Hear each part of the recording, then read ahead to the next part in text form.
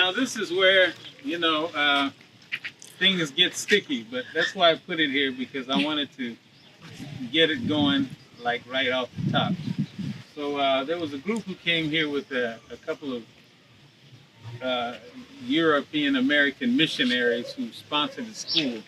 We really had an interesting discussion because, of course, they're going to take exception to this Black Eve. And I use the word Eve just to make it clear in their minds. I am telling them this is the very first human, Homo sapiens sapiens, of our species, or the whole species that's current in the world today. And so, of course, since they've been inundated for almost a century with European ideas, longer than that, but especially the missionaries with a lot of the images of Adam and Eve, this is always something that the children just can't believe. So then I explained the whole thing about why it's 200,000 years ago, how over 2/3 of human history, no one had left the African continent. 70,000 or so, they began to go out and populate the world. So I get to explain the melanin and why your skin is the way it is, and also why they don't have it, having to do with the long migration out of Africa and this kind of thing. So sometimes people take exception because they're very deeply steeped in the idea of what's in the Bible, and also more so the pictures that they've been force-fed for generations now on what the first man and woman on earth looked like. So we go as far as they like to go on this one. So sometimes it's quick, sometimes we stand here for 30 minutes arguing about this. Just depends. Chinua Achebe, an Igbo man out of Nigeria. Of course, if you read Things Fall Apart, is the one that have a lot of students read around the world, but also, you know, there's all kinds of books, Anthills of Savannah, Man of the People, on and on. But he's here for me just because when I read some of his work, I felt like I was really getting to understand something about how the culture worked and how we responded to all of these interventions and how we responded after the colonial period in terms of how our politics worked and all of those things. I just love his writing, very influential. And, you know, he was, of course, when they had the Biafra War, he was on the side of Biafra because it was predominantly the Igbos in the South, representative of them.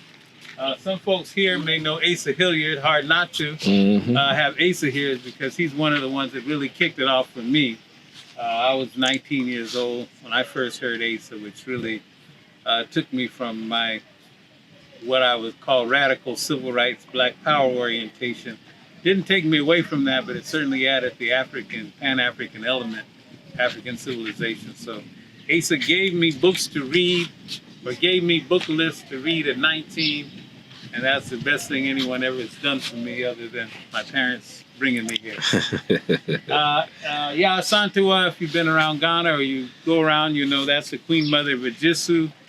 This is a sister who obviously wanted to maintain sovereignty in the culture of their people there, and she's from Ejisu, but that's the Ashanti people in general. And so most of the young people here will know her. And it's also nice because she gives a frame of reference for some of the other sisters that we meet as we go down the wall. Dedan Kimathi, which they used to call the Mau Mau. That's what the British call. Of course, it was the Kikuyu or Kenyan Land Freedom Army. I love this picture because this was taken after he was captured. If you can see the whole thing, he's laying there. You've seen it before. But I always liked the defiant look he had even in captivity. Batman. Yeah, he's just like, don't let me get out of these. Exactly, gangster, straight. There'll be some more killing going on, you know. But I mean, but he really embodied the spirit of what is going to be required in my view. Yes, sir. We're still going to have that spirit if we're going to get out of this thing. Yes, sir. We're going to negotiate and be slick about it. Yeah. It's not going to work. You know, Malcolm told you a long time ago, you're going to have to fight him. This is a fighter. Another issue, another point here is Kimathi is the name of Jerry Rawlings' son here in Ghana. So a lot of the Ghanaians will know the name Kimathi because Rawlings named his son Kimathi after this man. So it's always a kind of a eye-opener for them to say, So this is who Jerry was naming his son after, a person with this record. It gives you an idea of what was in his mind and what he was hoping, he was producing. In Zinga, Angola, now we're going back again to that slave time, and she had to struggle against the Portuguese. Depending on how much time I have with the children, we talk about a couple of the stories having to do with Nzinga, like confronting the Portuguese and having her man there so she could sit out and look at them at eye level and a lot of different things. But I always say here, I don't know what she looks like, but I always felt like she has that look. She's ready to get down. So that was struggling for sovereignty in what today we call Angola, half a century ago. So it was, once again, now all of those wars and all of that fighting, now how can someone come back and say, oh, you just gave your people away?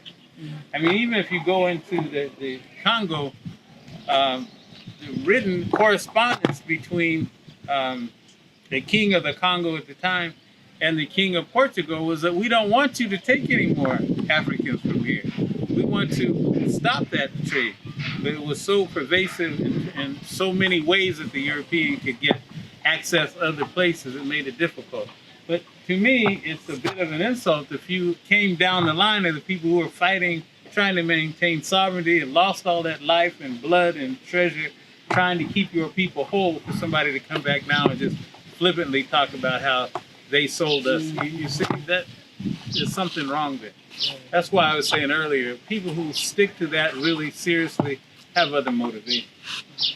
Sergeant Ajete, here in Ghana, the West African regiment who fought alongside the British in the so-called West, against the Germans and the Poles. They were well known, for fighting, especially in places like Burma, where they fought the Japanese to really a standstill to push them out of Burma.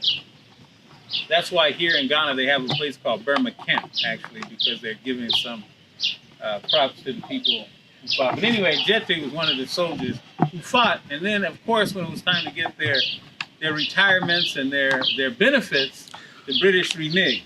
So him and some others, two others, marched to the governor's mansion there, Christenberg, for their rights.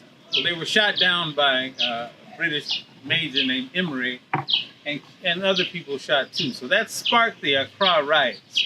And the Accra riots was really at the core of the beginning of the unwinding of the colonial order, because that's when they jailed all of these people, and you hear about Big Six and on and on. So after the Accra riots, it motivated the people to fight their way out of that colonial condition.